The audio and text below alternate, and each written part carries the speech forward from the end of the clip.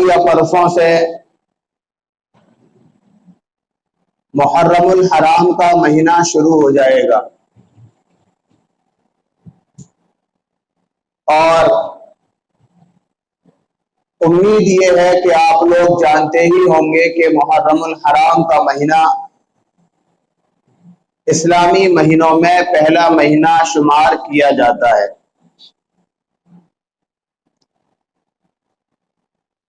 اللہ رب العزت نے دن بنائے، دنوں میں سے ہفتے بنائے، اور پھر ہفتوں کو جوڑ کر کے مہینے بنائے، اور مہینوں میں سے ہی سالوں کا انتخاب کیا۔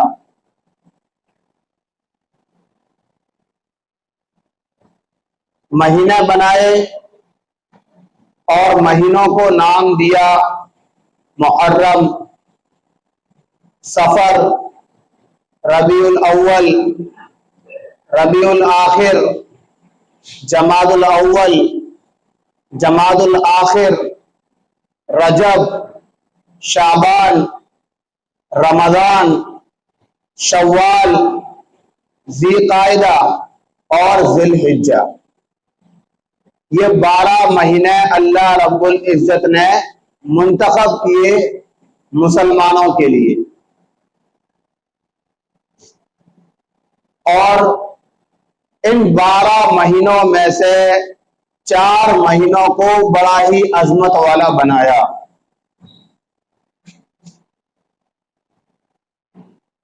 اور ان 4 عظمت والے مہینوں میں سے ایک مہینہ ہے محرم الحرام کا مہینہ۔ بڑا ہی فضیلت والا مہینہ ہے، بڑی ہی عظمت والا مہینہ ہے۔ محرم الحرام کے تعلق سے ایک شبہ اور ایک غلط فہمی ہمارے معاشرے کے اندر موجود ہے، ہمارے نوجوان، ہمارے مسلمانوں کے ذہنوں میں بیٹھی ہوئی ہے۔ وہ شبہ اور وہ غلط فہمی کیا ہے؟ محرم کے اوپر بات شروع کرنے سے پہلے اس غلط فہمی اور اس شبہ کو ختم کر دیا جائے۔ ہمارا معاشرہ یہ سمجھتا ہے کہ محرم کی جو فضیلت ہے یہ حضرت حسین رضی اللہ تعالیٰ عنہ کی شہادت کی بنا پر ہے۔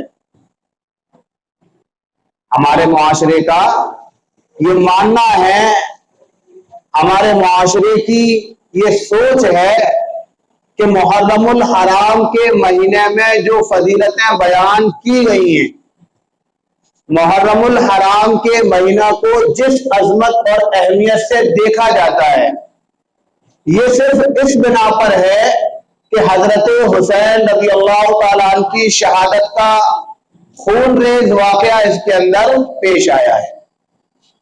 یہ غلط فہمی اور یہ شبہ ہمارے معاشرے کے ہر نوجوان کے دماغ کے اندر بسا ہوا ہے، جبکہ معاملہ یہ نہیں ہے۔ حدیث کے اندر اس مہینے کی جتنی بھی فضیلتیں بیان کی گئی ہیں، جتنی بھی فضیلتیں بیان کی گئی ہیں، چاہے وہ عاشورہ کا روزہ رکھنے کے تعلق سے ہو، یا اس مہینے میں اپنے اہل و عیال پر زیادہ خرچ کرنے کے تعلق سے ہو، یہ ساری کی ساری فضیلتیں آپ صلی اللہ علیہ وسلم نے اپنے دور کے اندر ہی بیان فرما دی تھی۔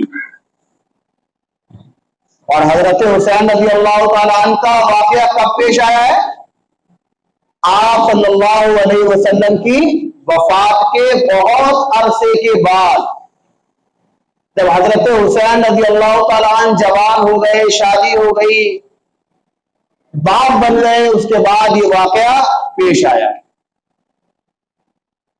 آپ صلی اللہ علیہ وسلم کا فرمان ہے کہ اس مہینے کا عاشورہ کا جو روزہ ہے، جو شخص عاشورہ کا روزہ رکھے گا، عاشورہ کا روزہ یعنی मुहर्रम की 10वीं तारीख का रोजा जो रखेगा 10वीं तारीख का, और 10वीं तारीख के साथ एक रोजा और मिला लेगा 9 तारीख का या 11 तारीख का, तो वो ऐसा होगा जैसा कि उसने गुज़िश्ता पूरी साल कोई गुनाह नहीं किया। ये फजीलत आप सल्लल्लाहु अलैहि वसल्लम ने अपनी ज़बान मुबारक से बयान फरमाई। आशूरा के रोजे की फजीलत और साथ में एक रोजे को मिलाने की फजीलत। ये एक रोजा क्यों मिलाया गया? ये एक रोजा जो अल्लाह के रसूल सल्लल्लाहु अलैहि वसल्लम ने मिलवाया है कि 9वीं तारीख का रोजा मिला लो या 11वीं तारीख का रोजा मिला लो, एक रोजा ना रखो। क्यों? खालफुल यहूद। जब आप सल्लल्लाहु अलैहि वसल्लम मक्का से हिजरत करके मदीना पहुंचे तो वहां आपने देखा कि यहूदी आशूरा का रोजा रखते थे। उन्होंने दरियाफ्त किया, भाई आप लोग रोजा आशूरा का क्यों रखते हो? तो उन्होंने बताया कि हजरत मूसा अलैहिस्सलाम को और उनकी कौम को अल्लाह ताला ने इसी दिन आशूरा के दिन बनी इसराइल से निजात अता फरमाई, फिरौन से निजात अता फरमाई थी। बनी इसराइल को अल्लाह रब्बुल इज्जत ने फिरौन के जुल्म और सितम से जो निजात अता फरमाई थी वो आशूरा का दिन था। हम उसके शुक्राने के तौर पर हर साल आशूरा का रोजा रखते हैं। तो अल्लाह के रसूल सल्लल्लाहु अलैहि वसल्लम ने हुक्म दिया कि अपनी कौम को, सहाबा को, कि तुम भी रोजा रखो आशूरा का। अगर मामला ऐसा ही है कि हजरत मूसा अलैहिस्सलाम को अल्लाह ताला ने फिरौन के जुल्म सितम से निजात अता फरमाई थी, तो हम ज्यादा मुस्तहिक हैं इस बात के कि शुक्राने के तौर पर रोजा रखें, क्योंकि वो हमारे नबी भी हैं। तो हमारे ऊपर शुक्राना पहले बनता है। तो अल्लाह के रसूल ने हुक्म दिया साहबा को कि तुम भी आशूरा का रोजा रखो, लेकिन एक रोजा साथ में मिला लो, 9वीं तारीख का या 11वीं तारीख का, ताकि यहूदियों से मुशाबाहत ना हो पाए। ऐसा ना हो कि यहूदियों को लगने लगे कि ये हमारी नकल कर रहे हैं। यहूदी आज भी एक रोजा रखते हैं आशूरा का, इसलिए उम्मत को हुक्म दिया गया कि तुम 2 रोजे रखो, 9वीं तारीख का मिला लो या 11वीं तारीख का मिला लो, 2 रोजे रखो ताकि यहूदियों की मुशाबाहत ना हो पाए, यहूदियों की मुखालिफत हो जाए। अल्लाह ने हुक्म दे दिया। तो हमारे दिमागों के अंदर ये शुबा और ये गलत फहमी जो बैठी हुई है कि जितने भी फजाइल और जितने भी मनाक़िब इस महीने के ताल्लुक से बयान किए गए हैं वो हजरत हुसैन रज़ी अल्लाह तआला अन्हु की शहादत के एवज में बयान किए गए हैं, ये गलत फहमी है। हजरत हुसैन रज़ी अल्लाह तआला अन्हु की शहादत का वाकया ये एक अलग चीज है, और इस महीने की फजाइल, इस महीने की अहमियत ये अलग चीज है। बात समझ में आ गई? अब इस महीने का हुक्म क्या है? कल से शुरू हो जाएंगे। आज 29 तारीख है, अगर चांद होता है तो कल मुहर्रम का महीना शुरू हो जाएगा, और अगर कल चांद होता है तो इंशाअल्लाह परसों तो शुरू हो ही जाएगा। इस महीने का सबसे पहला काम, सबसे पहला हुक्म जो अल्लाह के रसूल सल्लल्लाहु अलैहि वसल्लम ने दिया है वो दिया है अपने अहलो अयाल पर खर्च करने का, अपने अहलो अयाल पर खर्च करने का। और ऐसे ही खर्च करने का नहीं जैसे कि तुम आम दिनों में खर्च करते हो। सुबह नाश्ते के लिए चाय पापे तैयार करा लिए, दोपहर में दाल बनवा ली, शाम को सब्जी बनवा ली। ये हुक्म नहीं है, ये तो आम दिनों का हुक्म है। इस महीने में अपने अहलो अयाल पर खर्च करने का हुक्म है, वो साथ के साथ हाथ को खोल करके कि इस महीने दूसरे दिनों के मुकाबले में, दूसरे महीनों के मुकाबले में वो साथ के साथ खर्च करो। यानी अगर आम दिनों में दोपहर में दाल खाते हो तो कम से कम गोश्त तो बनवाओ, और शाम को अगर गोश्त बनवाते हो तो कोई बेहतर चीज बनवाओ, नया आइटम बनवाओ। दाल रोटी पर इस्तेफा ना करो, खुल करके खर्च करो। और जब बंदा खुल करके खर्च करेगा, ऐसा नहीं है कि अल्लाह के रसूल सल्लल्लाहु अलैहि वसल्लम ने सिर्फ खर्चे का रास्ता दिखा दिया। अल्लाह के रसूल ने फरमाया है कि जो शख्स इस महीने में खुल करके खर्च करेगा, अपने अहल वयाल पर वो सब के साथ खर्च करेगा, अल्लाह ताला उसके भी 1 साल के सारे गुनाह माफ कर देगा, सारे गुनाह माफ कर देगा। तो पहला हुक्म जो है इस महीने का, चांद नजर आते ही वो हुक्म ये है कि अपने अहल वयाल पर कसरत से खर्च करो, अच्छी अच्छी चीजें अपने मातहतों को खिलाओ। और एक चीज नोट कर लीजिए, अहल वयाल का मतलब ये नहीं होता है, हम क्या समझते हैं कि अहल वयाल का मतलब ये है कि हमारे बीवी, हमारे बच्चे, हमारे माँ बाप, बस यही समझते हैं ना अहल वयाल। क्यों समझते हैं? क्योंकि हमारे कार्ड के अंदर लिखा हुआ आता है दावतों में मैं अहलो अयाल, यही लिखा हुआ आता है। वहां तो चल जाएगा मैं अहलो अयाल में बीवी, बच्चे और माँ बाप, लेकिन जहां हदीसों के अंदर अहलो अयाल का लफ्ज आता है ना, अहलो अयाल का, वहां मामला बीवी, बच्चे और माँ बाप तक महदूद नहीं है,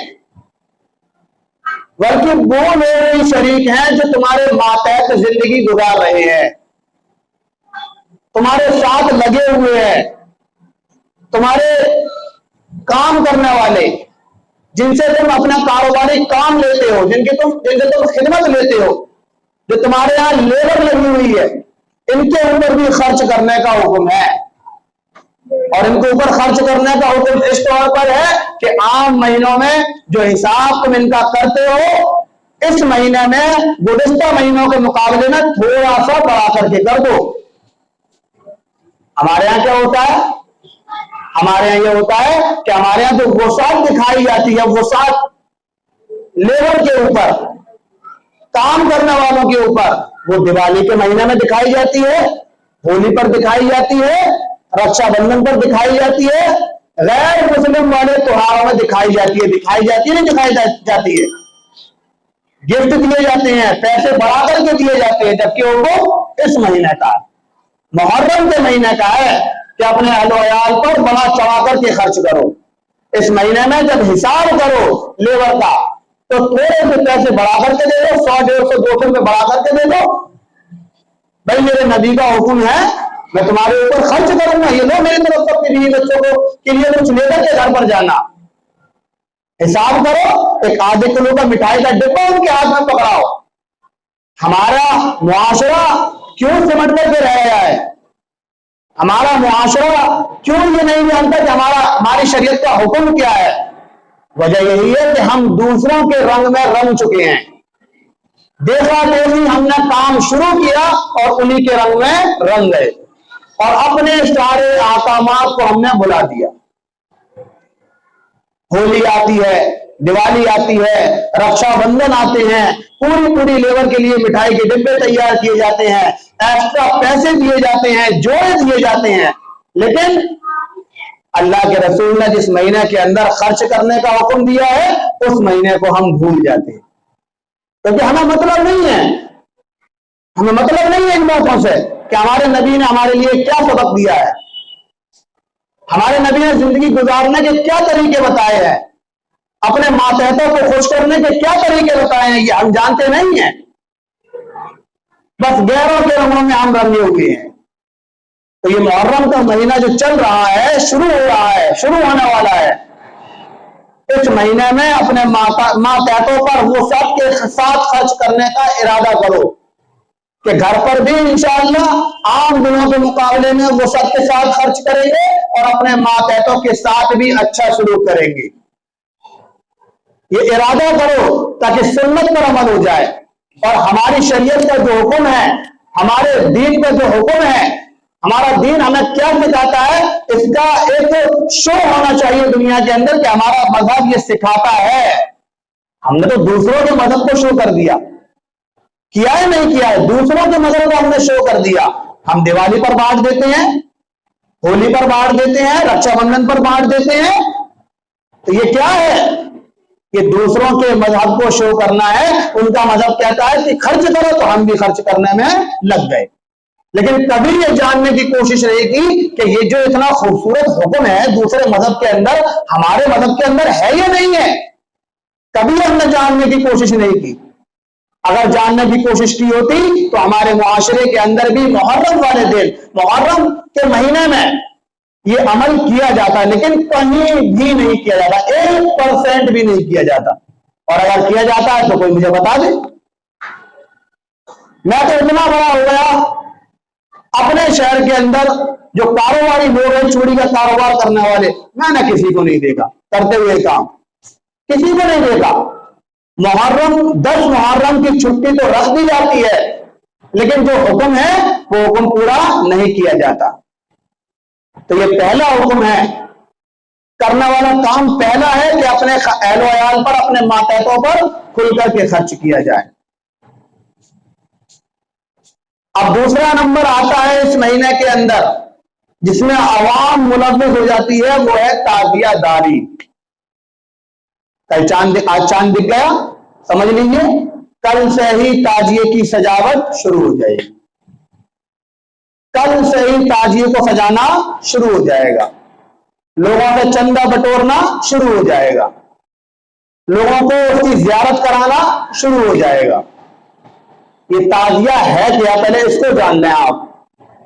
اگر اس کی حقیقت دل میں اتر گئی، دماغ میں اتر گئی، تو میں سمجھتا ہوں کہ ہر ایک شخص تعزیے سے اپنا کنارہ کر لے گا. تعزیہ کوئی سجانا یہ کوئی اسلامی حکم نہیں ہے. یہ شروع کہاں سے ہوا؟ دنیا کے اندر اس کی ابتدا کہاں سے ہوئی؟ ہندوستان کے اندر کہاں سے ہوئی؟ اس کے اوپر بات نہ کریں گے. ہندوستان کے اندر، دنیا کے اندر کہاں سے شروع ہوئی تعزیہ داری، یہ سمجھ لیجیے آپ. غالباً عراق کے اندر یا ایران کے اندر، ان 2 ملکوں میں سے کسی ایک ملک سے یہ تعزیہ داری شروع ہوئی ہے. ایک شخص تھا ابن بویا نام کا بادشاہ تھا. ابن بویا بادشاہ تھا. یہ ایک سال اس کو سوجا کہ حضرت حسین رضی اللہ تعالیٰ عنہ کا جو واقعہ پیش آیا ہے اس کا ماتم منایا جائے. 350 یا 352 ہجری کا واقعہ ہے. یہ اس نے پورے ملک کے اندر اعلان کروایا منادیوں سے، پورے ملک کے اندر، کہ محرم کی 10 تاریخ کو سارے کاروبار بند کر دیے جائیں، ساری خرید و فروخت موقوف کر دی جائے. کوئی شخص نہ کچھ خریدنا نکلے گا، نہ کوئی شخص کوئی بیچنا نکلے گا. عورتوں کو حکم دیا کہ ساری کی ساری عورتیں بے پردہ ہو کر کے، سر سے دوپٹہ ہٹا کر کے بازاروں میں آئیں، بال کھلے ہوں، ماتھے اپنے سینے پیٹ رہی ہوں، چلا رہی ہوں، نوح کر رہی ہوں، چہروں کو نوچ رہی ہوں، ماتم کی شکل میں پورے شہر کے بازاروں میں چکر کاٹیں اور نعرہ لگائیں یا حسین یا حسین. لوگوں نے کیا. 1 سال یہ ہوا. اس وقت اس ملک کے اندر جو اہل سنت والجماعت سے جڑے ہوئے لوگ تھے ان کو یہ عمل پسند نہیں آیا. اس سال وہ خاموش رہے. 350 یا 352 ہجری میں وہ خاموش رہے. پھر اگلی سال دوبارہ حکم کیا گیا یہی سارے کام کیے جائیں. نوجوان کالے کپڑے پہنے، عورتیں کالے کپڑے پہنے اور باہر نکل کے آئے، ماتم کریں. اور مردوں کے ہاتھ میں تلوار ہونی چاہیے اور عورتیں اپنا سینہ پیٹیں، بالوں کو نوچیں، چہروں کو نوچیں اور نعرہ لگائیں یا حسین یا حسین. دوسری سال میں یہی حکم دیا گیا.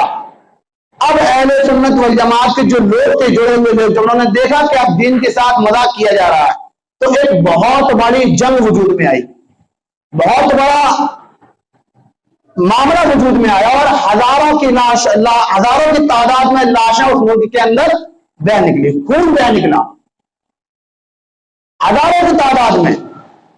وہاں سے یہ رسم شروع ہوئی اور سب سے پہلے شیعوں کے ذریعے شروع ہوئی اور آج تک اسی رسم پر عمل کیا جا رہا ہے. شروع میں اس کو روکنے کی کوشش کی گئی اہل سنت والجماعت کی طرف سے، لیکن روکا نہیں معاملہ. ہندوستان کے اندر کیسے آیا؟ ہندوستان کی تاریخ 880 کی ہے. 880 ہجری میں ہندوستان کے اندر یہ عمل، ماتم والا عمل اور 10 محرم والا سارے کے سارے رسم و رواج شروع ہوئی. تیمور لنگ نامی ایک بادشاہ آپ نے سنا ہوگا گزرا ہے ہندوستان کے اندر. یہ ہر سال کربلا معلیٰ کا دیدار کرنے کے لیے جاتا تھا، ہر سال جاتا تھا. اب چونکہ بادشاہ تھا، یہ بادشاہ ہونے کا مطلب اس وقت یہ ہوا کرتا تھا کہ انسان بادشاہ فری نہیں ہوا کرتا تھا کہ یہ کام بھی کرنا ہے وہ کام بھی کرنا ہے، یا خود بیٹھے ہوئے ہیں اور غلاموں کو حکم دے رکھا. اس وقت ایسا نہیں ہوا کرتا تھا، زیادہ تر کام بادشاہ خود کیا کرتا تھا. تو جب تیمور لنگ ہر سال جایا کرتا تھا، ایک سال نہیں پہنچ پایا، وہ سال اس کی نکل گئی، اس کو بڑا افسوس ہوا. پھر جب دوسری سال لوٹ کر کے آئی، محرم کا مہینہ آیا، تو 10ویں تاریخ سے پہلے اس نے اپنے نوکروں کو، خادموں کو حکم دیا کہ کربلا جائیں، اور کربلا جا کر کے حضرت حسین رضی اللہ تعالیٰ عنہ کی قبر کا جو فیس ہے، جو شیر ہے، جو نقشہ ہے، اس کو لے کر کے آئیں. غلام گئے، خادم گئے، حضرت حسین رضی اللہ تعالیٰ عنہ کی قبر کا نقشہ کربلا سے لے کر کے آئے. اس نے اس نقشے کو تعزیے کی شکل دی، اس نقشے کو تعزیے کی شکل دی، اور تعزیہ بنوانے کے بعد چوراہے پر رکھوایا، جیسا کہ آج کے دور میں رکھا جاتا ہے. اور پورے ملک کے اندر، اس وقت ہندوستان پاکستان دونوں ایک تھے اور بہت سارے ملک ملے ہوئے تھے، پورے ہندوستان کے اندر اس نے منادی کروا دی، آواز کروا دی، اعلان لگوا دیا کہ سارے کے سارے لوگ آئیں اور اس تعزیے کی رونمائی کریں، تعزیے کو دیکھیں. تب سے یہ معاملہ ہندوستان کے اندر چل نکلا ہے اور آج تک اسی طریقے پر عمل کیا جا رہا ہے. یہاں ایک بات بیچ میں روک کر کے آپ کو بتا دوں، جس حکم کا تعلق دین سے نہیں ہوتا، جس رسم کا تعلق دین سے نہیں ہوتا، وہ رسم انسان دل سے نبھا ہی نہیں پاتا. اگر تعزیہ داری، تعزیہ بنانا، دیکھنا، اٹھانا، کربلا پہنچانا اگر یہ دین کا حصہ ہو گئے تو تیمور لنگ کبھی اس کی شبی بنوا کر کے اپنے محل میں نہیں منگواتا. کچھ بھی ہوتی ہر سال وہیں جاتا، ہر سال وہیں جاتا. بتا دو آپ مجھے، خانہ کعبہ کا طواف کرنا فرض ہے، واجب ہے ہر اس شخص پر جس کو اللہ نے مال و دولت دیا ہے یا نہیں ہے؟ آج تک کبھی آپ نے سنا کہ کسی شخص نے خانہ کعبہ بنوایا ہو اور وہیں طواف کر لیا ہو اپنے گھر میں؟ تو یہ شریعت کا حکم ہے، یہ اللہ کا حکم ہے کہ تمہیں چل کر کے وہاں جانا پڑے گا، اور وہاں جا کر کے جب تم چکر لگاؤ گے اس کا ثواب تمہیں دیا جائے گا. یہ دین کا کام ہے. اور حج کرنے میں ہر آدمی اپنی خواہش رکھتا ہے اور جانا ثواب سمجھتا ہے، اپنا پیسہ خرچ کرنا ثواب سمجھتا ہے، اور اس کو دلی خوشی ملتی ہے کہ میں نے حج کر لیا. ملتی ہے نہیں ملتی ہے؟ حج کرنے والے اس لذت کو، اس چاشنی کو بخوبی سمجھ سکتے ہیں. 5 لاکھ 6 لاکھ کی رقم خرچ کر کے جو لذت ملتی ہے وہ تعزیہ اٹھانے میں نہیں ملے گی، کیونکہ شریعت کا حکم نہیں ہے. شریعت کا جو حکم نہیں ہے، انسان ایک نہ ایک دن اس سے عاجز آ جائے گا، پریشان ہو جائے گا. آپ دیکھ لیجیے اس چیز کو، کوئی چیز بھی رسم، کوئی سا رواج ہو، اس کا تعلق دین سے نہیں ہے. تو یہ تعزیہ داری بھی دین کا حصہ نہیں ہے. یہی وجہ تھی کہ تیمور لنگ عاجز آیا، تیمور لنگ پریشان ہوا کہ ہر سال کون کربلا جائے. انہوں نے سوچا کوئی ایسا طریقہ ایجاد کرو کہ لوگ اس میں ملوث بھی رہے اور کسی کو شک بھی نہ ہو. اس نے فوراً حضرت حسین رضی اللہ تعالیٰ عنہ کی قبر کی شبی بنا کر کے وہاں رونمائی شروع کر دی، اور آج تک وہی طریقہ چلا رہا ہے. اور افسوس کی بات یہ ہے کہ ہمارے معاشرے کا نوجوان اس کے اندر آج تک ملوث ہے، چھوڑنے کو تیار نہیں ہے. اور یہ میں بہت سے لوگ یہ سمجھتے ہیں کہ ارے یہ تو وہابی ہے، دیوبندی ہے، اس لیے ایسی باتیں کر رہا ہے. اس کا حکم تعزیہ داری، تعزیہ بنانا، تعزیہ دیکھنا، تعزیے کے اندر مدد کرنا، تعزیہ اٹھانا، تعزیہ کربلا لے کر کے جانا، یہ ساری کی ساری باتیں حرام لکھی ہیں، حرام کتاب کے اندر، اور کسی دیوبندی عالم نے نہیں لکھی۔ احمد رضا خان بریلوی رحمت اللہ علیہ نے اپنی کتاب کے اندر لکھی ہے، جو کہ بریلویوں کے بہت بڑے عالم ہیں، سب سے بڑے عالم ہیں، انہوں نے لکھی یہ بات۔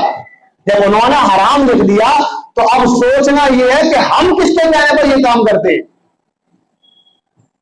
ہمارے علماء نے تو لکھا ہی ہے، ساتھ میں احمد رضا خان بریلوی رحمت اللہ علیہ نے بھی یہ بات لکھی ہوئی ہے۔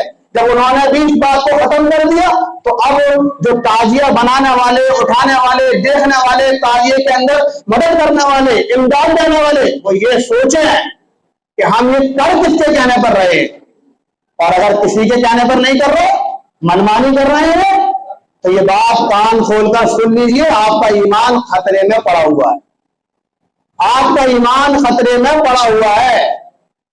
یہ بات اپنے کانوں کے پردوں تک پہنچا لیجئے۔ اگر آپ کسی عالم کے کہنے پر یہ کام نہیں کر رہے ہیں، کسی بڑے عالم کے، کسی بڑے مقتدا کے، چلتے پھرتے عالم کے نہیں، جو تعزیے کے نام پہ چندہ بطور کے جیب میں رکھتا ہے، میں اس کی بات نہیں کر رہا ہوں، میں بڑے عالم کی بات کر رہا ہوں۔ جب سارے بڑے علماء نے اس کام کو حرام قرار دے دیا ہے تو پھر کسی امتی کا حق نہیں ہے کہ وہ اس کام کو کرے، اور اگر کر رہا ہے تو اپنے ایمان کی خیر منائے۔ بات سمجھ میں آ گئی؟ تو تعزیہ داری سراسر سرے سے ناجائز اور حرام ہے، سرے سے۔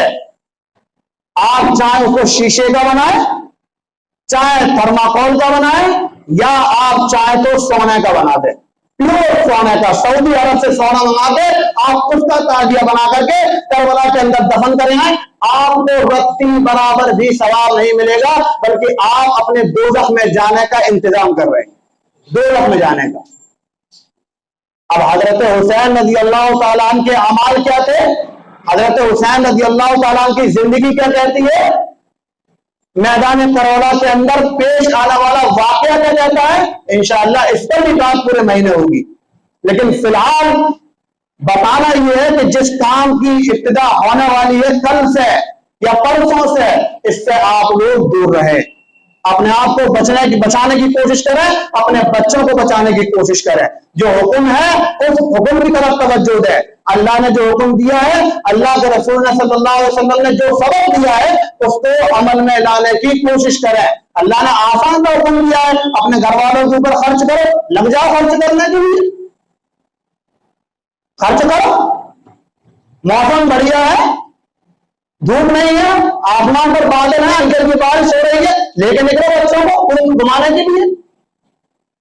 جو پیسے آپ تعزیے میں لگانے کے لیے تیار رکھتے رہتے ہیں، بہتر یہ ہوگا کہ آپ اس پیسے کو اپنی اولاد پر لگا دیں، وہ کامیاب ہوگا، وہ اللہ کے رسول صلی اللہ علیہ وسلم کی عمل پر، حکم پر عمل کرنا کہلائے گا۔ اور اگر آپ تعزیے کے لیے تیار لیے بیٹھے ہوئے ہیں تو یہی پیسہ آپ کی دوزخ کی تیاری کر دے گا۔ میں صاف بول رہا ہوں، آج صاف بالکل الفاظوں میں، جو اس تیاری میں بیٹھے ہوئے ہیں کہ میں چندہ ضرور دوں گا تعزیے کے اندر اور اٹھا کر کے لے کے جاؤں گا، آج تو اٹھا کر کے تعزیہ لے کر کے جائے گا، کل اسی کندھوں پر گناہوں کا ایک بہت بڑا بوجھ روزے محشر میں تجھے نظر آئے گا، اسی تعزیے کی شکل میں۔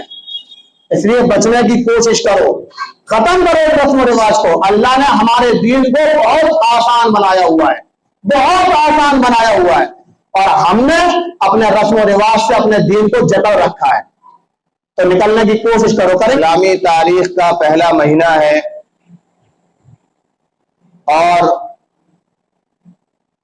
بہت سارے فضائل اور بہت سارے احکامات حدیثوں کے اندر اس مہینے کے تعلق سے بیان کیے گئے ہیں۔ آپ صلی اللہ علیہ وسلم نے اپنے ہی دور کے اندر اس مہینے کے فضائل و مناقب بیان فرما دیے۔ جب آپ صلی اللہ علیہ وسلم نے اپنی زبان مبارک سے اس مہینے کی اہمیت اور اس کی فضیلت اور اس کی عظمت کو اجاگر کر دیا تو یہ شک ذہنوں سے نکل جانا چاہیے کہ اس مہینے کی جو عظمت اور اہمیت ہے اس کا تعلق واقعہ کربلا اور شہادت حسین رضی اللہ تعالی عنہ سے نہیں ہے۔ گزشتہ ہفتے میں نے بتا دیا تھا کہ اس مہینے کے فضائل و احکام کیا ہیں، اس مہینے میں کن کاموں کے کرنے کا حکم دیا ہے۔ اب نمبر آتا ہے اس کے بعد ان تمام کے تمام رسموں کا، ان تمام کے تمام رواجوں کا جن کا تعلق شریعت اور مذہب اسلام سے نہیں ہے۔ بہت ساری رسمیں ہیں، بہت سارے رواج ہیں، بہت سارے ایسے اعمال ہیں جو اس مہینے کے تعلق سے، یوم عاشورہ کے تعلق سے کیے جاتے ہیں، لیکن شریعت کا اس کے ساتھ کوئی بھی تعلق نہیں ہے۔ ایک رسم چاند دیکھنے سے شروع ہوتی ہے اور یوم عاشورہ کو تعزیے کربلا تک پہنچانے تک جاری رہتی ہے۔ وہ ہے تعزیوں کو سجانا، اس کو سنوارنا، اس میں تعاون کرنا، اس کی دیکھ ریکھ کرنا، اس کی ساری حقیقت کی یہ کہاں سے شروع ہوئے اور ہندوستان کے اندر اس کا وجود کیسے پنپا، یہ ساری کی ساری باتیں گزشتہ ہفتے میں بتا چکا ہوں۔ اب جو نمبر آتا ہے وہ ان رسم و رواجات کا آتا ہے جو یوم عاشورہ یعنی 10ویں تاریخ کے دن انجام دی جاتی ہیں۔ بہت ساری رسمیں ہیں، میں خاص چند رسمیں بیان کروں گا۔ پہلی رسم، جب 10 تاریخ شروع ہو جاتی ہے یعنی مغرب کے بعد کا ٹائم شروع ہو جاتا ہے، 9ویں تاریخ میں مغرب کے بعد کا وقت جب شروع ہوتا ہے تو ہم نے دیکھا ہے کہ ہمارے معاشرے کے اندر بچہ تو بچہ، جوان تو جوان، بوڑھا بھی ساتھ میں سبیلوں کا انتظام کرتا ہے، سبیلیں لگاتا ہے، روڈوں پر باقاعدہ اس کو سجاتا ہے، اس کو نقش و نگار کے ساتھ خوبصورت بناتا ہے، طرح طرح کی جھالریں لٹکا کر، رنگ برنگی لائٹیں لگا کر اور اچھے خوبصورت پردے ٹانگ کر اس کو ایک سیج کے ٹائپ بنایا جاتا ہے، اور پھر پوری رات اس میں جگہ کی جاتی ہے، جگا جاتا ہے، اور نہ جانے کون کون سے کام اس کے اندر کیے جاتے ہیں۔ یہ سب نے دیکھا ہے اور ہر سال سب کھلی آنکھوں سے دیکھتے ہیں، اور یہ سمجھا جاتا ہے کہ ان سبیلوں کا تعلق کہیں نہ کہیں واقعہ کربلا سے ہے۔ ہر رسم اور ہر رواج کو، جتنی بھی یوم عاشورہ کے تعلق سے، 10ویں تاریخ کے تعلق سے انجام دی جاتی ہیں، ساری کی ساری رسم و رواجوں کو توڑ مروڑ کر، گھما پھرا کر، کہیں نہ کہیں لے جا کر واقعہ کربلا سے جوڑنے کی کوشش کی جاتی ہے، اور ان کے نام پر ان رسم و رواجوں کو انجام دیا جاتا ہے۔ سبیلوں کا بھی یہی معاملہ ہے۔ سبیل لگانے والے آدھے سے زیادہ تو وہ لوگ ہیں جنہیں پتہ ہی نہیں ہے کہ ہم سبیل کیوں لگاتے ہیں، پتہ نہیں ہے انہیں۔ آپ پوچھ لینا، سوموار کی رات کو سبیلیں لگنا شروع ہو جائیں گی، جہاں سے آپ کو سبیلیں لگنا شروع ہو، آپ وہاں سے پوچھنا شروع کرنا، بھئی آپ نے کیوں لگائی؟ 95% सबील लगाने वाले बता नहीं पाएंगे कि हम सबील क्यों लगा रहे हैं। बस एक ही जवाब मिलेगा, हमारे बड़ों ने कहा है, हमारे बड़ों ने लगाई है, ये जवाब मिलेगा। और अगर बेचारा कोई थोड़ा इस्लामी तारीख से थोड़ा सा ताल्लुक रखने वाला शख्स होगा, जिसको तारीख पढ़ने का शौक होगा, जिसको इस्लाम की हिस्ट्री जानने का शौक होगा, और वो ये अकीदा रखता होगा कि हाँ सबील लगा सकते हैं, तो वो जोड़ने की कोशिश करेगा उन तमाम के तमाम कैंपों से जो हजरत हुसैन रजी अल्लाह तआला अन्हु के काफिले ने रास्तों में लगाए थे, उनसे जोड़ने की कोशिश करेगा। भाई हजरत हुसैन का काफिला था, रास्ते में सफर के दौरान रात भी होती है, दिन भी होता है, बारिश भी होती है, धूप तेज भी होती है, थकन भी होती है, इंसान को सोने की जरूरत भी होती है, तो हजरत हुसैन ने लगाया था, काफिले वालों ने कैंप लगाया था आराम करने के लिए, अपनी नींद पूरी करने के लिए, बीमारों को देखने के लिए। उन्हीं की इस अमल से जोड़ते हुए इन सबीलों को लगाया जाता है। अब सबील लगाने वालों से पहले तो यह सवाल किया जाए कि आप ये बताएं कि कितने लंबे सफर से आए हैं।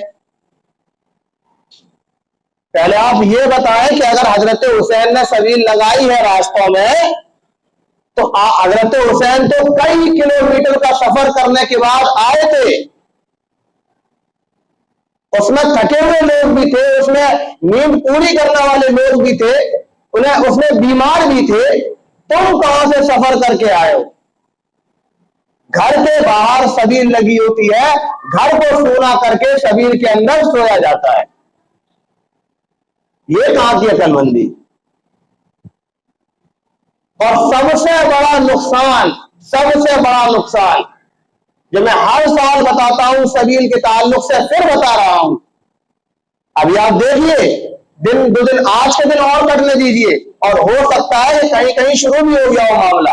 आपको बच्चे मिलेंगे, बच्चे रोड घेरते हुए, एक रस्सी उधर से पकड़ा हुआ होगा, एक रस्सी इधर से पकड़ा हुआ होगा, टाइट करके निकलने वालों को रोकेंगे और कहेंगे दो सबील के वास्ते। कहते हैं नहीं कहते हैं? रोकते हैं, लाओ सबील के वास्ते। अगर सबील के वास्ते तुम मांग रहे हो या अम्मा अब्बा मंगवा रहे हैं और ये सवाब का काम है, तो सारे के सारे पैसे जेब से क्यों नहीं दिए जा रहे?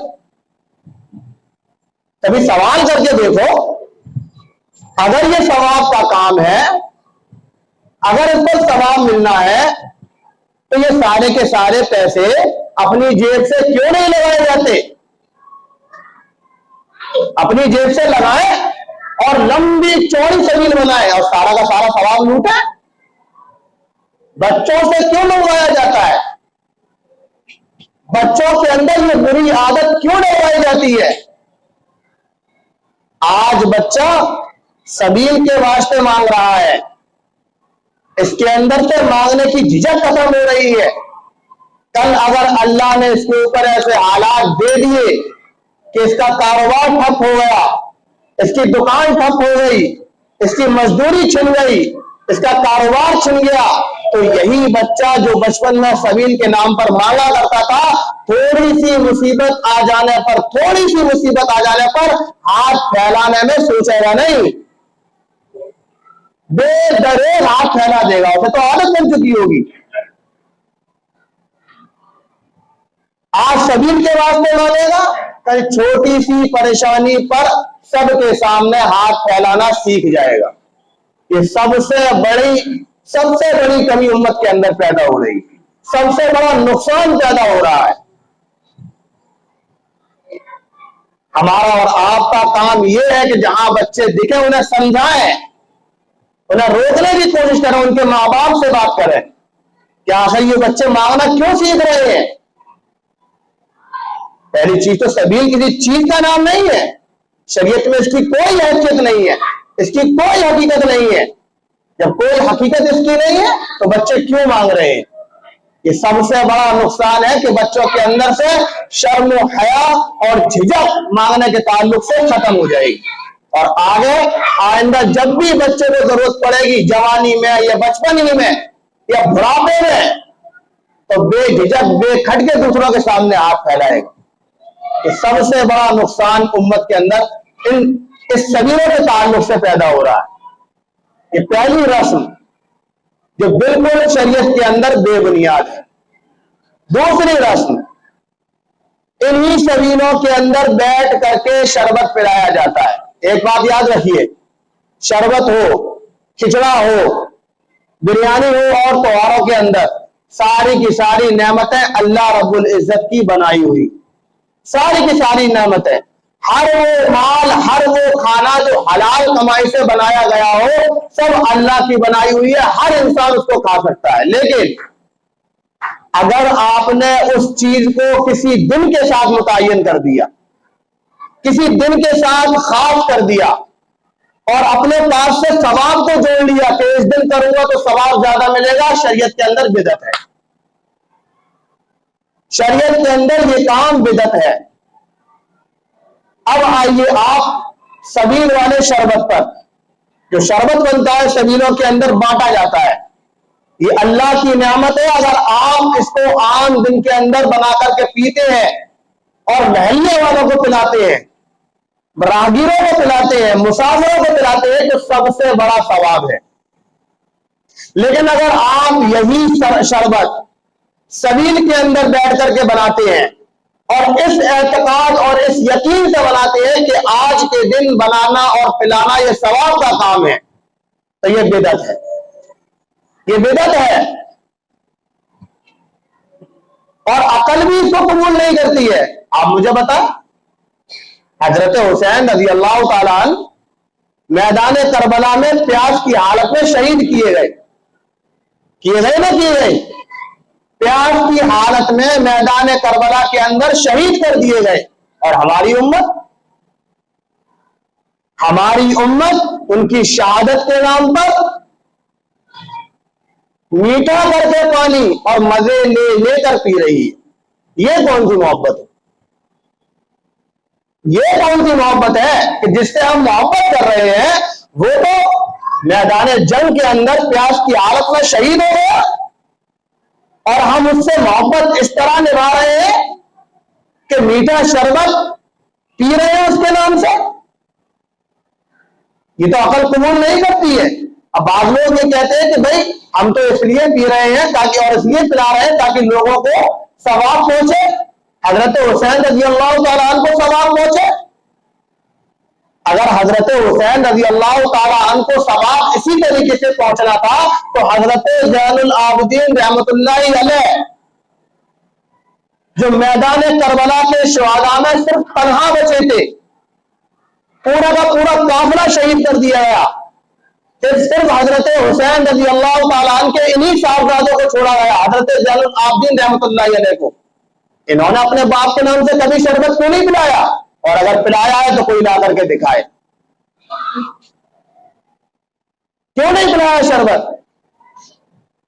کیونکہ شریعت میں اس کی کوئی حقیقت نہیں ہے، کوئی بھی اس کی حقیقت نہیں ہے۔ یہ صرف ان لوگوں کی سازشیں ہیں جو اسلام کے خلاف پروپیگنڈے کرتے ہیں تاکہ امت کو انہی رسم و رواج میں جکڑ کر کے ان کے ایمان کو کمزور کیا جاتا رہے۔ تو اس دوسری رسم کی بھی شریعت کے اندر کوئی بھی اہمیت نہیں ہے، کوئی بھی اہمیت نہیں ہے۔ اب آئیے تیسری رسم پر۔ اسی دن عاشورہ کے دن 10ویں محرم کو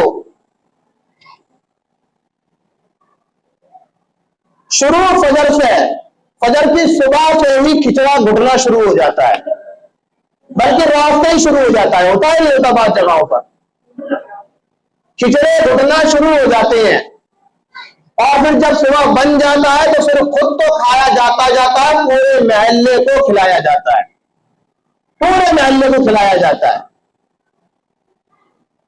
اس کا سب سے بڑا نقصان کیا ہے یہ سمجھ لیجیے۔ اس کا سب سے بڑا نقصان یہ ہے کہ آپ صلی اللہ علیہ وسلم کے حکم کی صاف طور پر خلاف ورزی ہوتی ہے. صاف طور پر اللہ کے رسول نے حکم دیا کہ عاشورہ کے دن کا روزہ رکھو اور ایک دن کا روزہ ساتھ میں ملا لو تاکہ یہودیوں کی مخالفت ہو جائے. یہ اللہ کے رسول نے حکم دیا. اور ہمارا معاشرہ صبح سے ہی کھچڑا گھونٹ کر کے بیٹھتا ہے, رات کو ہی گھونٹنا شروع کر دیتا ہے عشاء کے بعد سے, تاکہ اگر کوئی بیچارہ ہلکی پھلکی نیت کر لے کہ مجھے کل کا روزہ رکھنا ہے, کھچڑا گھٹتا ہوا دیکھ کر کے وہ بھی سوچتا ہٹا اگلے سال دیکھوں گا, پہلے کھچڑا کھا لوں. یہ سب سے بڑا نقصان ہے. آپ اللہ کے رسول صلی اللہ علیہ وسلم کے حکم کی خلاف ورزی کر رہے ہو. ایک طرف محبت جتا رہے ہو حضرت حسین رضی اللہ تعالیٰ عنہ سے, دعویٰ کر رہے ہو آپ صلی اللہ علیہ وسلم کے نواسے سے محبت کرنے کی, اور دوسری طرف انہی کے نانا کے حکم کو صاف طور پر توڑ رہے ہو. کھچڑا بنانا ہے, کھچڑا کھانا ہے, آپ بناؤ کھچڑا, گھر کے اندر بنواؤ, اسی دن بنواؤ, میں کہتا ہوں بنواؤ اسی دن, لیکن اس نیت سے بنواؤ کہ کھچڑے سے ہی روزہ کھولیں گے, اس نیت سے بنواؤ. آپ صبح سے ہی گوشت لا کر کے رکھو, گیہوں لا کر کے رکھو, چنے کی دال لا کر کے رکھو, صبح سے ہی گھر کے اندر گھٹواؤ, لیکن اس نیت کے ساتھ کہ آج روزہ کھچڑے سے ہی کھلے گا. تب آپ کا کھچڑا کامیاب اور آپ کا 10 محرم کا روزہ کامیاب. اور اگر آپ صرف اسی نیت سے کر رہے ہو کہ نہیں مجھے تو حضرت حسین رضی اللہ تعالیٰ عنہ شہادت کا محبت کا ثبوت دینا ہے اس لیے کھچڑا گھونٹوں گا, تو یہ کوئی محبت کا ثبوت نہیں. کیونکہ ایک روایت یہ بھی ملتی ہے کہ جس وقت حضرت حسین رضی اللہ تعالیٰ عنہ کو شہید کیا گیا اس دن آپ روزے سے تھے. ایک روایت یہ بھی ملتی ہے جس دن آپ کو شہید کیا گیا ہے 10 تاریخ کو, اس دن آپ روزے سے تھے. جب حضرت حسین رضی اللہ تعالیٰ عنہ خود روزے سے تھے اور حضرت حسین رضی اللہ تعالیٰ عنہ سے محبت کرنے والے صبح سے ہی کھچڑا کھانے بیٹھے, تو یہ کون سی محبت؟ یہ محبت تو میرے تو سمجھ میں نہیں آتی. یہ ساری کی ساری رسمیں جتنی بھی انجام دی جاتی ہیں, تعزیے سے لے کر کے جلوس تک, یہ ساری کی ساری رسمیں صرف اسلام کے خلاف ایک سازش ہے, مسلمانوں کو ایمان کے کمزور کرنے کا ایک ذریعہ ہے, اس کے علاوہ اور کچھ بھی نہیں. جلوس میں کیا ہے آپ بتا دیں مجھے, کیا ہوتا ہے جلوس کے اندر؟ سبھی دیکھتے ہیں, یہاں جتنے لوگ بیٹھے ہوئے ہیں, بڈھے بوڑھے بچے سب دیکھتے ہیں, بتا دیں کیا ہوتا ہے جلوس کے اندر؟ سوائے ڈھول پیٹنے کے, سوائے ناچنے گانے کے, بتائیں کیا ہوتا ہے؟ اللہ کے رسول صلی اللہ علیہ وسلم تو کہہ رہا ہے کہ میں دنیا کے اندر بھیجا گیا ہوں گانے بجانے کی چیزوں کو ختم کرنے کے لیے, اور آپ کی امت کہہ رہی ہے ڈھول بجا کر کے کہ یا رسول اللہ آپ کا دامن نہیں چھوڑیں گے. یہ محبت ہے ہماری, یہ ہماری محبت ہے. اللہ کے رسول گانے بجانے کی چیزوں کو ختم کرنے آئے ہیں, اور ہم آپ صلی اللہ علیہ وسلم کے نواسے کی شہادت کا نام لے کر کے انہیں ڈھول تاشوں کو بیچ چوراہے پر کھڑے ہو کر کے بجا رہے ہیں. اور اب تو حد یہ ہے کہ ان جلوسوں کے اندر ہم نے بے پردہ عورتوں کو داخل کرنا بھی شروع کر دیا ہے, بے پردہ عورتوں کو لے جانا شروع کر دیا ہے. ہمارے یہاں کا ماحول یہ ہو چکا ہے ہمارے معاشرے کا کہ آگے آگے ڈھول تاشے ہوتے ہیں, نوجوان لڑکے ہوتے ہیں, اور پیچھے پیچھے عورتیں چلی آ رہی ہوتی ہیں. دھیرے دھیرے دھیرے دھیرے دیکھنا ایک دور وہ بھی آئے گا کہ یہی عورتیں تمہیں آگے نظر آئیں گی, یہ عورتیں تمہیں آگے نظر آئیں گی. میں شروع میں ہی بتا چکا ہوں, جس چیز کا تعلق شریعت سے نہیں ہے اور لوگ اس کو سوال سمجھ کے کر رہے ہیں, اس کے اندر دن ب دن بگاڑ پیدا ہوگا, دن ب دن بگاڑ پیدا ہوگا, اور اسے کوئی روک نہیں پائے گا, کیونکہ شیطانی حربے ہیں, یہ شیطانی تیر ہیں, انہیں تو لگنا ہی ہے جسموں کے اندر. تم کتنا بھی سمجھتے رہو کہ یہ ثواب ہے, ثواب تو کچھ نہیں ہے, لیکن یہ تمہارے دھیرے دھیرے تمہارے ایمان کو کھا جائے گا, ختم کر دے گا. تو محرم کے تعلق سے جتنے بھی رسم و رواج ہیں ان کی شریعت کے اندر کوئی بھی حیثیت نہیں ہے، کوئی بھی اہمیت نہیں ہے۔ صرف اللہ کے رسول صلی اللہ علیہ وسلم نے 2 حکم دیے ہیں، 2 حکم بس۔ پہلا حکم، محرم کا چاند دکھ جائے تو اپنے اہل و عیال پر وسعت کے ساتھ خرچ کرو، وسعت کے ساتھ پورے مہینے، محرم کی 1 تاریخ سے لے کر کے 29 تاریخ تک اچھے اچھے کھانے پکواؤ، بچوں کے جوڑے سلواؤ، بچوں کو گھمانے کے لیے لے کے جاؤ۔ یہ اللہ کے رسول صلی اللہ علیہ وسلم نے حکم دیا ہے، صحیح حدیث سے ثابت ہے۔ دوسرا حکم دیا ہے کہ یوم عاشورہ کا روزہ رکھو اور 1 روزہ ساتھ میں ملا لو، تاکہ یہودیوں کی مخالفت ہو جائے، یہودیوں سے مشابہت نہ ہونے پائے۔ صرف یہ 2 حکم اس مہینے کے ہیں، صرف یہی 2 حکم، اس کے علاوہ کوئی تیسرا حکم نہیں ہے۔ اور اگر ہم تیسرا حکم ماننا چاہتے ہیں، یہ ہمارے اوپر ڈیپینڈ کرتا ہے کہ ہم کیا مانیں کیا نہ مانیں۔ اگر ہم چاہتے ہیں کہ اور کچھ مانے اس مہینے کے اندر، تو تیسرا حکم یہ ہے کہ حضرت حسین رضی اللہ تعالیٰ عنہ کی شہادت ہوئی اس مہینے کے اندر، آپ کی زندگی کا مطالعہ کریں، آپ کی زندگی کو پڑھیں اور اس کے مطابق اپنی زندگی کو ڈھالنے کی کوشش کریں۔ یہ معلوم کریں کہ کبھی زندگی میں حضرت حسین نے نماز چھوڑی، یہ کوئی معلوم کرنے کو تیار نہیں ہے، کوئی معلوم کرنے کو تیار نہیں۔ قرآن کی تلاوت کتنی کیا کرتے تھے، یہ کوئی معلوم کرنے کو تیار نہیں۔ لوگوں کے ساتھ معاملے کیا تھے، یہ کوئی معلوم کرنے کو تیار نہیں۔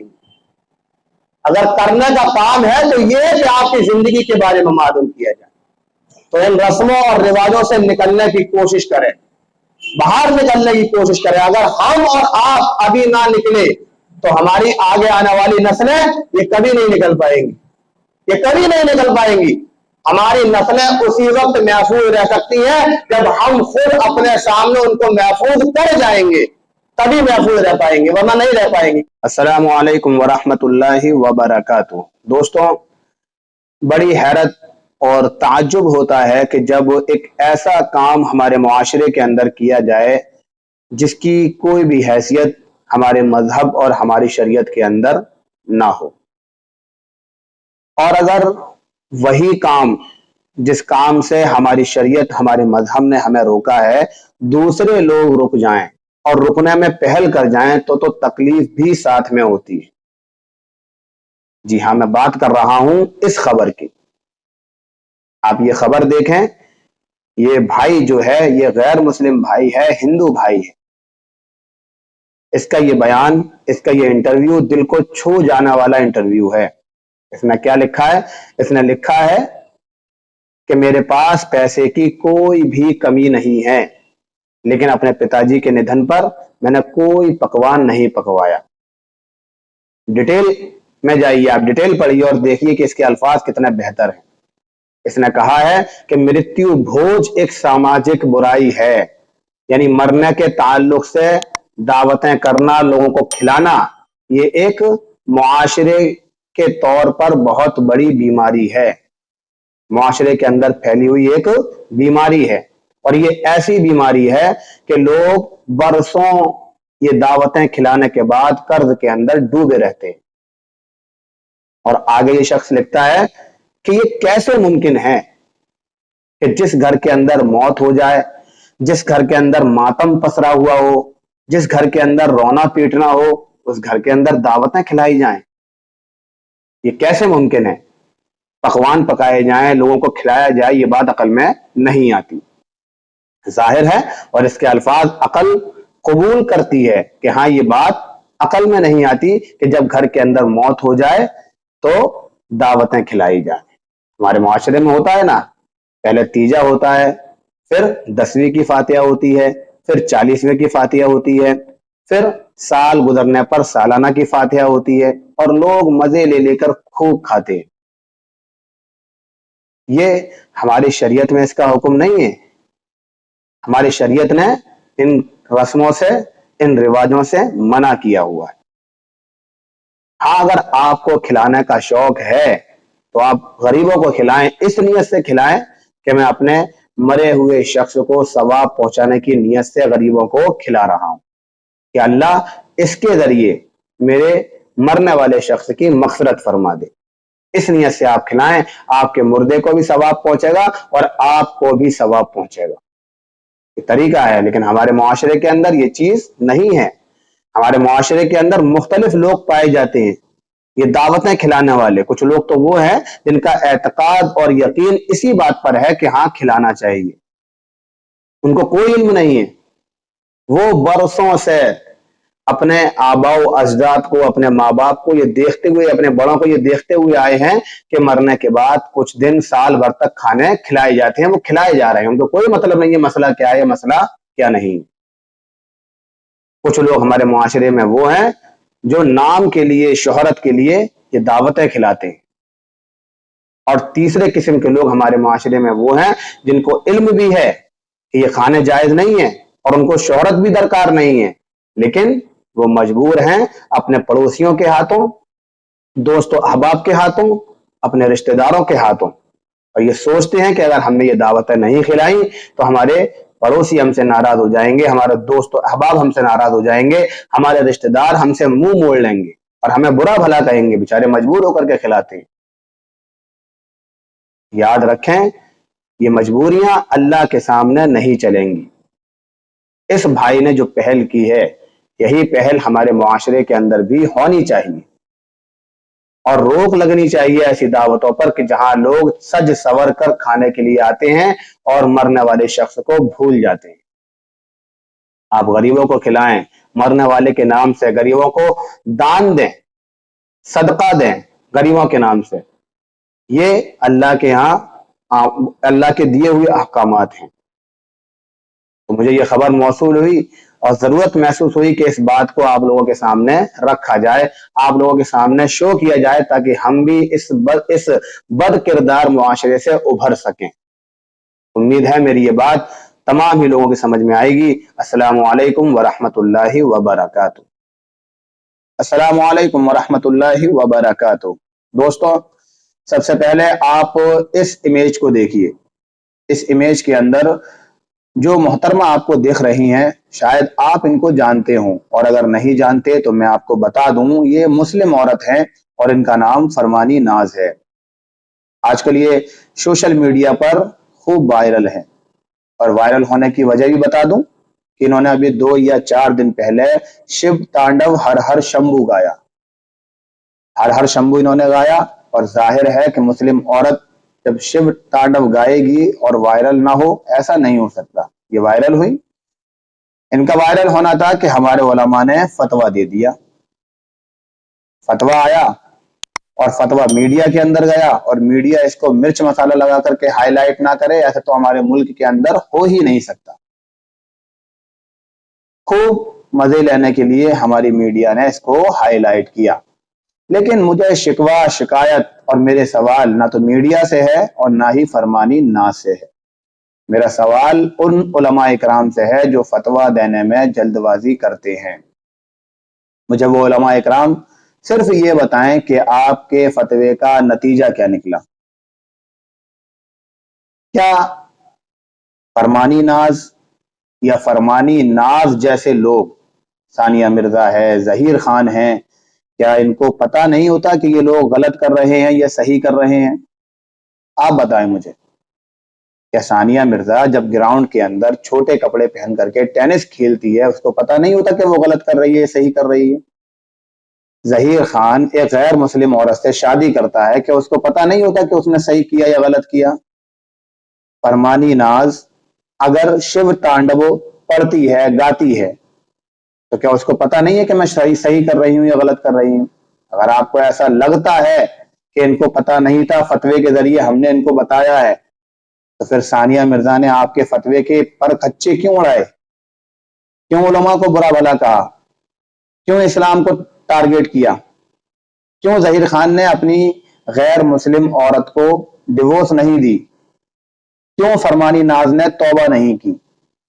ظاہر سی بات ہے، ان سب کو پتا ہے، سب جانتے ہیں کہ ہم نے غلط کیا ہے. لیکن یہ وہ لوگ نہیں ہیں جو آپ کے فتوے پر یقین کر کے اپنے اعمال سے توبہ کر لیں گے. یہ کون لوگ ہیں؟ خوب سمجھ لیجیے. اولئک الذین اشتروا الضلالۃ بالہدی.